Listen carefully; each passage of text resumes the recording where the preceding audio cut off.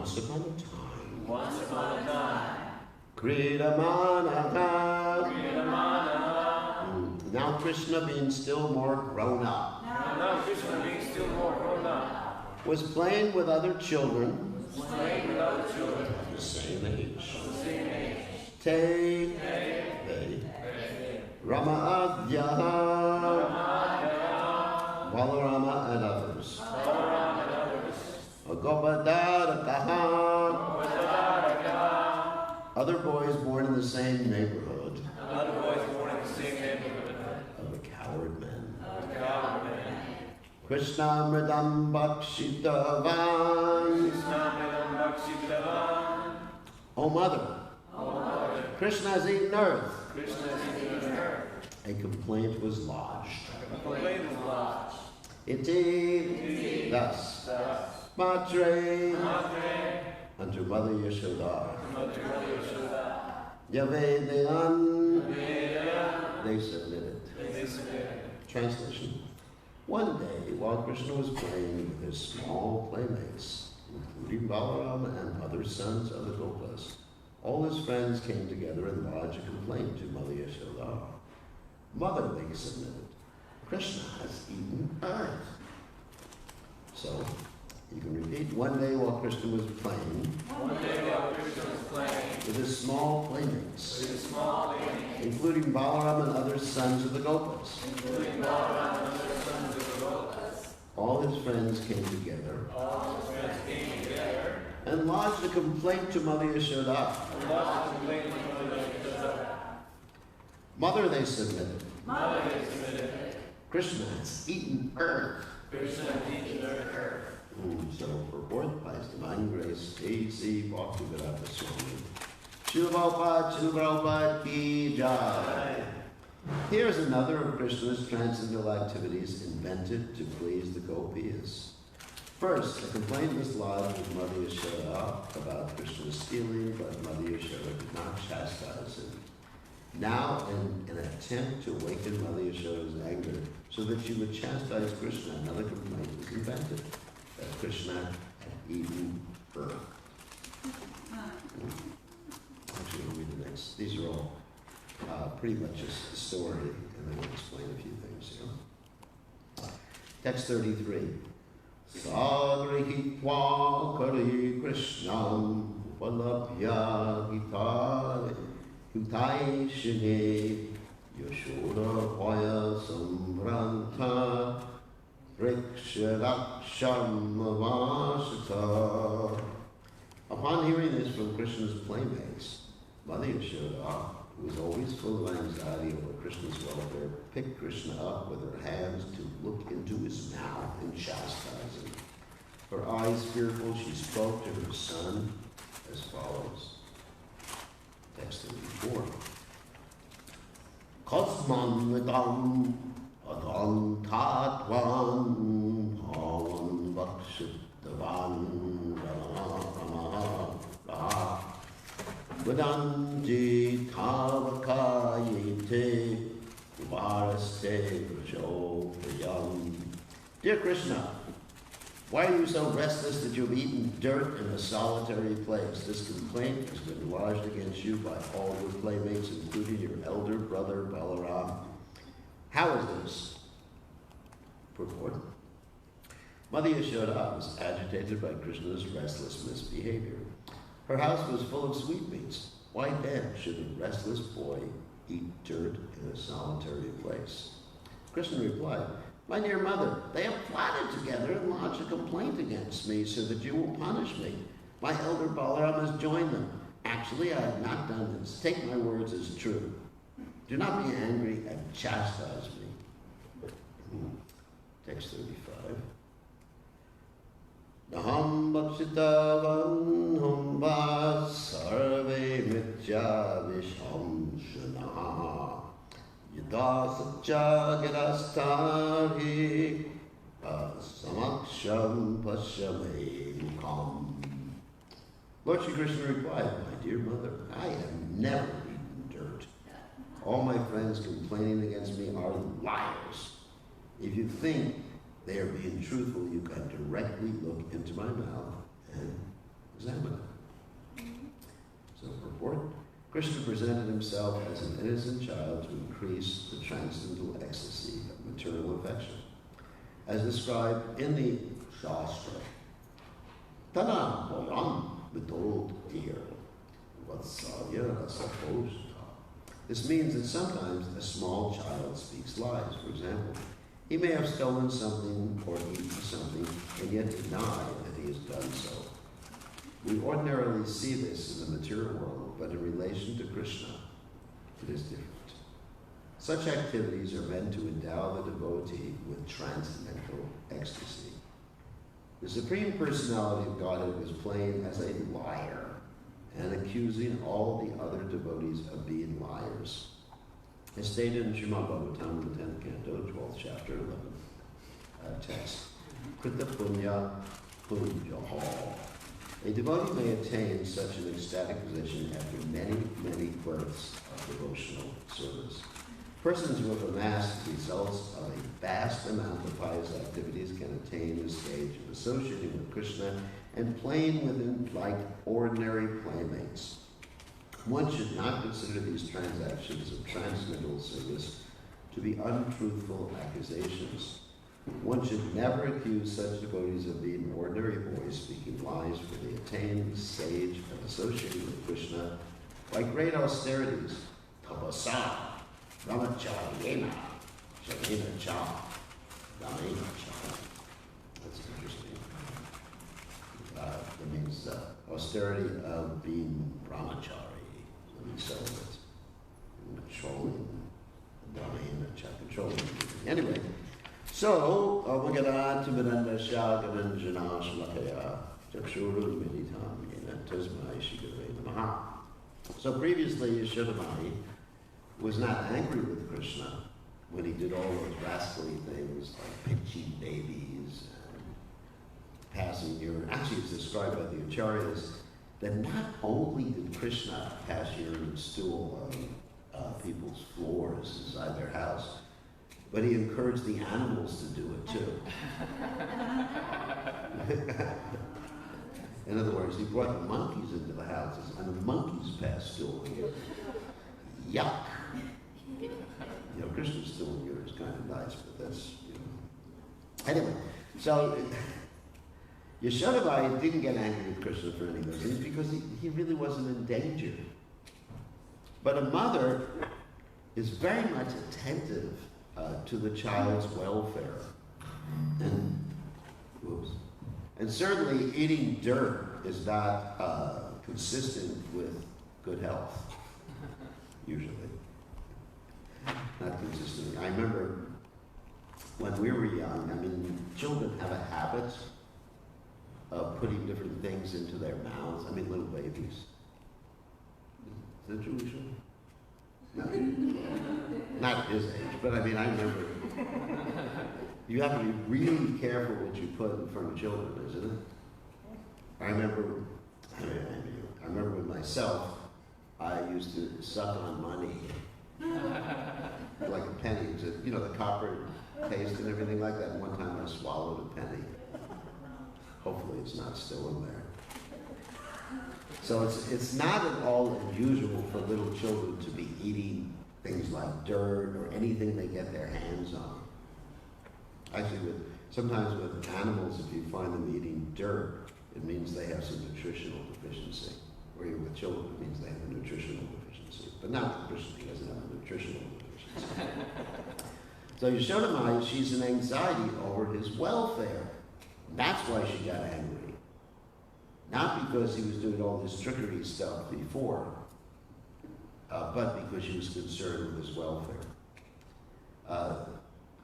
In Lord Chaitanya's pastimes, you find Jagannath Mishra getting very, very angry with little Nimai when he was eating the Brahman's offerings before the Brahman made his offerings. I mean, you see this intense anger he had. He was actually chasing little Nimai with a stick to beat him, and the Brahman had to just like hold Jagannath Mishra off. So sometimes you find this like mood of anger in relationship with the Supreme Personality of Godhead. And actually the anger is there because the devotee wants to train him up nicely. Of course, we're not advocating corporal punishment with children. That's not something we're advocating. Of course, in India that was there and it's still there in India. So, anyway, getting back to the point here of Krishna's pastime, this is not something mundane, although it appears to be mundane. Actually, the mundane things appear to be real, whereas they're not real. Whereas Krishna's pastimes are real. So sometimes it's hard to distinguish. I was listening to a class through Prabhupada, where Prabhupada was talking about how this material world appears to be real. He was using some interesting metaphors to illustrate the point. The first metaphor he gave was the metaphor of a mirage in a desert. That sometimes, and I've experienced this before too, not that I've been in so many deserts, but sometimes we were driving in Florida and it's very hot out there, and you actually see water in the road when it's really hot. You know, Florida, it's really hot, especially around Gainesville, which is the hottest place in America, east of the Mississippi. Gainesville and Alachua. So don't move to Alachua. It was so hot there in the summer that all we could do was float down this Itchitucklee Springs on a tube for 3 hours just to like not die. So anyway, so you would see, it's true, it's like Krishna's dream. She knows. So you would see this mirage out there. And of course in the desert too, there's different mirages. And Prabhupada said that a human being has the intelligence to know that the mirage is a mirage. It's not real water. And he won't run after it. Of course, unless a human being is just like so much dehydrated that he's going crazy, he'll run after it and die. But generally, it's the animals that run after the mirage because they don't have the intelligence. So the point Prabhupada was making is that we should have the intelligence, and I'm going to describe in a second, how to distinguish the reflection from the reality. Because we're not animals. So the animal runs, the human being says, no, it's just a mirage. So another example Prabhupada gave, which I thought was even a little more interesting, and something we all experience. Prabhupada was talking about how you walk by a storefront and you see a beautiful woman or a handsome man in a storefront. What is that? A mannequin. You know, mannequin, a deity. And they're dressed, Prabhupada said they're dressed very nicely, and they're very beautiful. And you know, sometimes the men, you'll see in New York, I was in New York. Anyway, I won't mention the name of the store. There was one store that well, say the first name, something secret. And, you know, the store like women half dressed and the men were just standing in front of there, looking at the store, taking darshan. Isn't it? I was thinking, this is really an illusion. Taking darshan of the mannequins, thinking this is so beautiful. Of course, at the same time, we are taking, I don't want to say darshan, yeah, darshan would be right. We're taking darshan of these different, let's say even living entities, immaterial bodies, and thinking they're so beautiful. And they're basically yantra, nugani, maya. Like sometimes I criticize some people who are getting robots for girlfriends and boyfriends. Especially in Japan, it's quite common. They have robot dogs, isn't it? And robot girls and everything like that, you know. And it's good. I mean, save money. Cheaper than a wife. So anyway, so they have robots. And then, you know, I criticize them and I say, this is crazy. But then again, I think about it, the robot's a machine. Of course, there's no soul inside. And people are attracted to these material bodies. It's the same thing. It's just a machine. Just like that famous story from Kafka, Metamorphosis, which I often cite. It's about a young boy who is loved by his family. And then one morning he wakes up and he's a giant cockroach. And the family ultimately lets him die. Poor guy. So it's just, in other words, we're really attached to just like machines. Yantra, Rudani, Maya, mannequins with a soul inside. Of course, the soul there. It's a little bit different than the mannequin. So this is the illusion in this material world. It's not reality. It appears to be reality because of Krishna's illusory potency.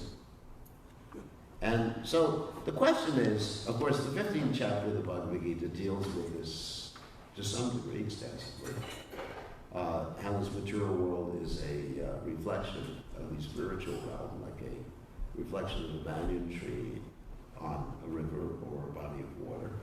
And the branches are down and the leaves and the roots are up.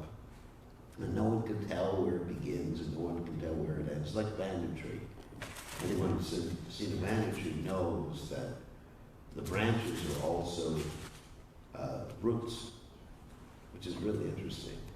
I remember I was in Hawaii, and we have the biggest banyan tree in the island of Oahu. Is right in the backyard of the temple. And you see all these branches coming down, and the branches become roots. It's really interesting. And of course, the roots, you can't even tell where they end. They go into we had to spend so much money because the roots go into the neighbor's property.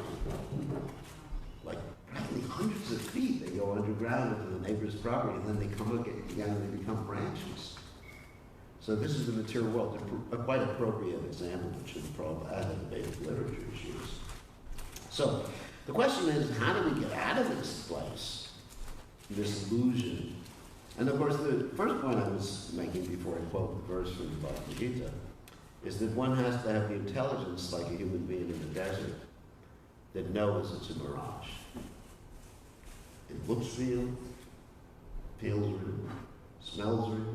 Because it's not only like a sight mirage, it is a multi-sensual dimension mirage.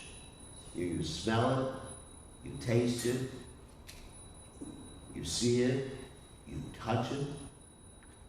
Phew! That's pretty good.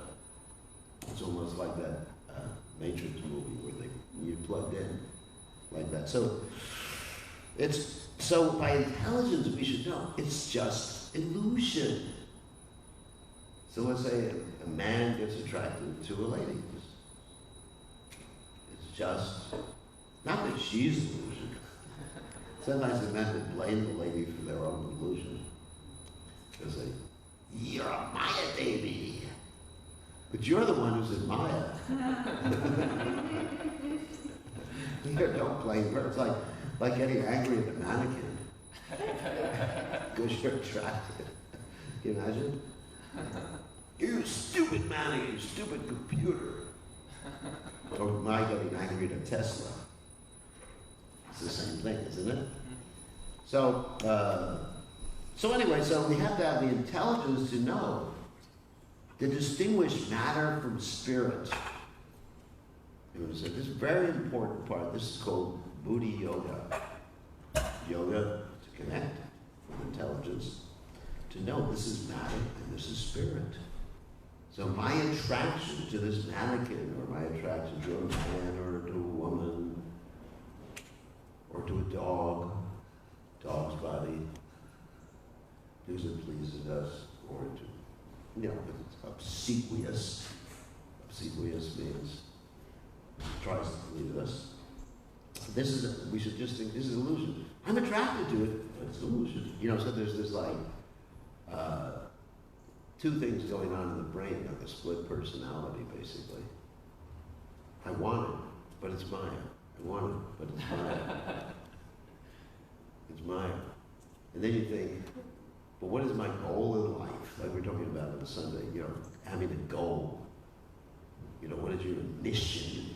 Not just immediate goal. What is your mission in life?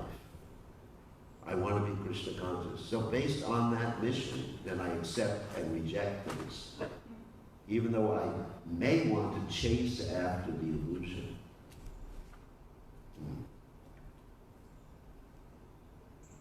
Just like there's the example of Lord Shiva. Of course this wasn't complete, there wasn't an illusion. Lord Shiva asked Mohini Murti, I want to see that form of yours. And Krishna said, okay, here we go. And then he showed his Mohini Murti female form, and Lord Shiva was chasing after all around the world, several times, Mohini Murti. So anyway, so it means like withdrawing the senses where we understand my intelligence. It's not conducive to my mission in life. Okay, I may want to do it, but because the mind is accepting, rejecting based on attraction and repulsion. So that's intelligence. So then further, Krishna gives us some hint in the 15th chapter of the Gita. He says, Nirmana mohajita sangadosha vyapanicha vinibhrita kama one bar vimudar sukhadukkha samkhya gachanti muda paramavyam tap. He says to get out of this illusion, this reflection of the banyan tree, the first thing is really interesting. The first thing Krishna says is nirmana. Give up your false prestige. Just like Lord Chaitanya prays with Amanina, Manadena, Kirtanya Sadhari. Give it this idea that you're important. That's the false prestige. You understand? Not that simply you're thinking, I want everyone to look at me. That's one manifestation of false prestige. But the actual false prestige is, I'm important. I'm number one. You got to take care of number one. Or like the two divisions of false ego, I and mine. So of course the way we give up false prestige is understanding instead of I and mine, everything belongs to Krishna. And Krishna is the important person. So, there's a positive way to get rid of false prestige. It's not that you get rid of false prestige by negating it. I am nothing. You're not nothing. That's my philosophy. Buddhist philosophy, sorry. My philosophy would be like, I'm God, or, didn't realize it's God. So Buddhist philosophy is, you're nothing. Like, what do you give Mayavadi, what do you give the Buddhists for Christmas? Nothing. You have an elaborately wrapped gift, and inside is a vacuum. Nothing, not even air, just anyway. So I am nothing. Now, not that you're nothing, you're something. But Krishna is important. And the devotees are important. So nirmana, moha, illusion. So you give up this illusion that you're the enjoyer, you're the proprietor, or this world is actually real in the sense of permanent. The world is real, but it's not permanent. As Krishna states in the Gita, Nasato vijate bhavo nabhavo vijate sakaha ubhayat api drishtavantas tvanyas tadvadarshani. Those things which are temporary are not really real. They exist, yeah, temporary, like a soap bubble.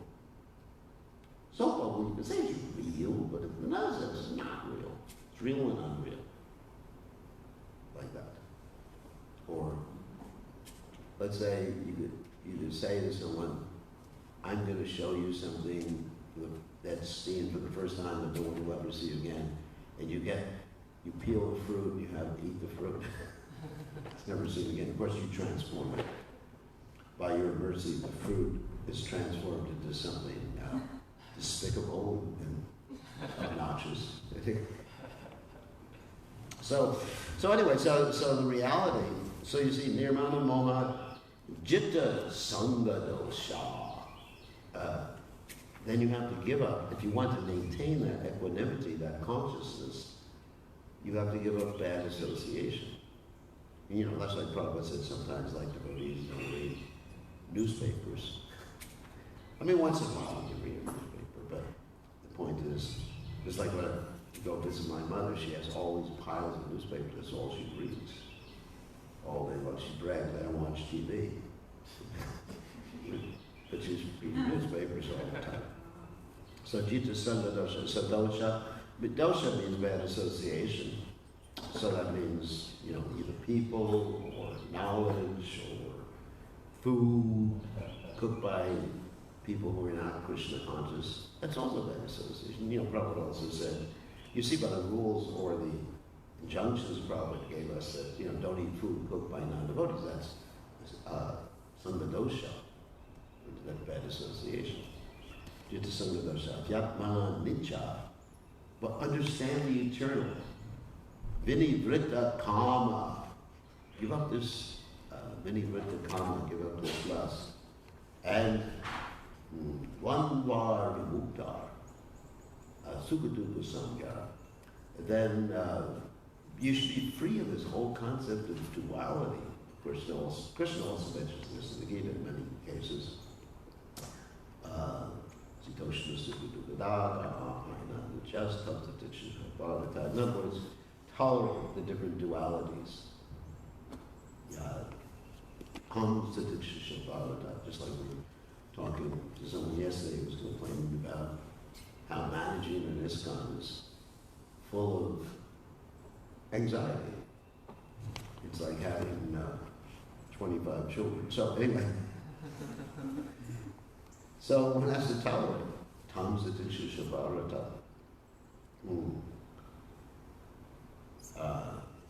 So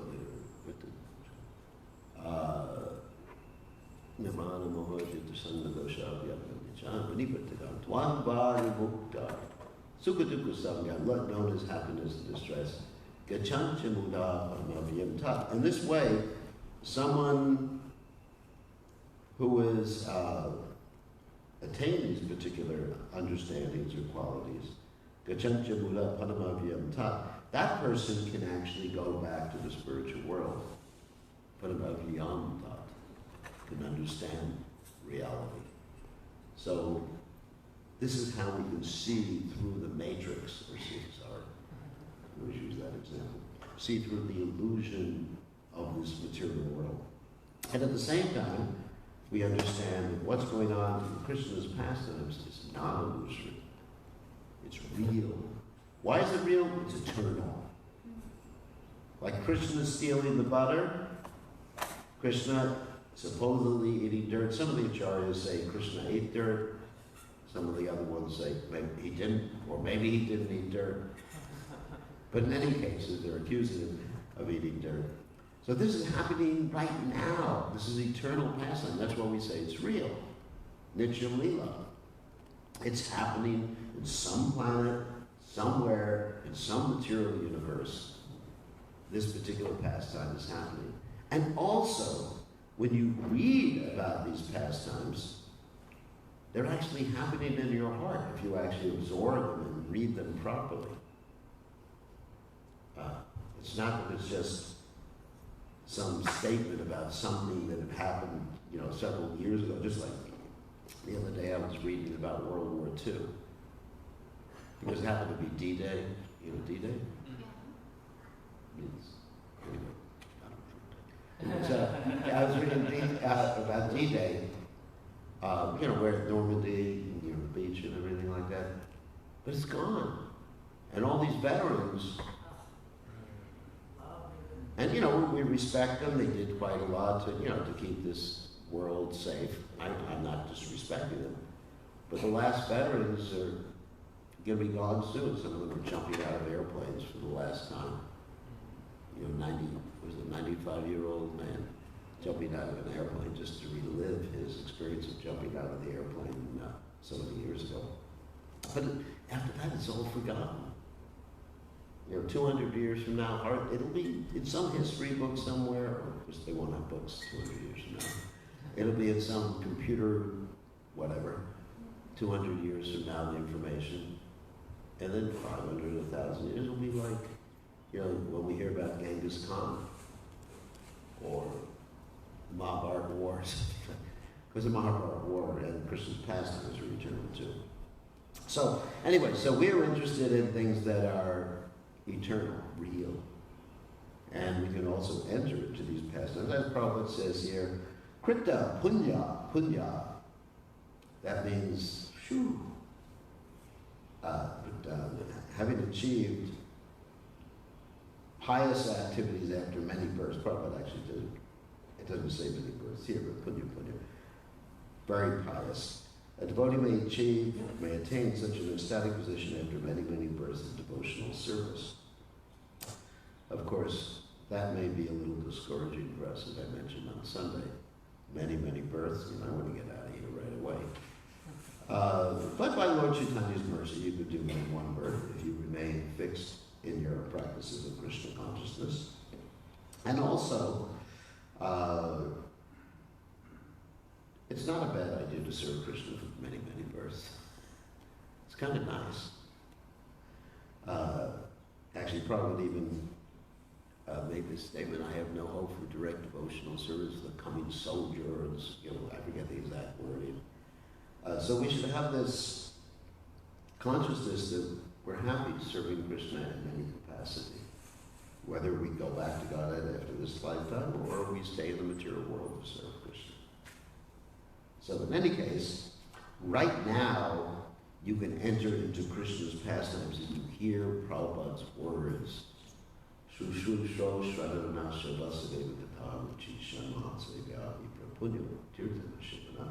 hear Prabhupada's words submissively, without nirvana moha, without false prestige or any of these other things mentioned, jita sangha dosha.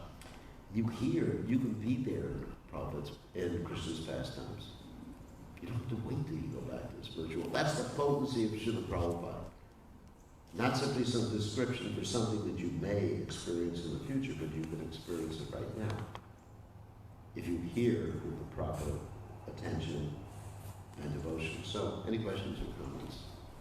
As far as many lifetimes, Lord Chaitanya says, in the fourth verse of the Shikshastra, Yeah. I don't want wealth, women, or followers. I just want to serve. Yeah. Mama Janmani, Janmani Shravaya Bhava And Janmani.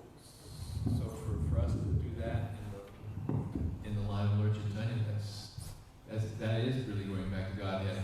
Yes, that is going back to God. And we're supposed to have that mentality. That's why Lord Chaitanya gave us that Shikshastra verse. Back to home, back. Of course, in the beginning, Prabhupada did encourage us to want to go back to home, back to God. But you know, sometimes you got to put little carrots out for the donkeys in the beginning. But you know, after a few years in the Hare Krishna movement, you know, it's just like you should have a taste for serving. If you don't, you're in trouble. Okay, on that happy note, all glories to Srila Prabhupada ki jai.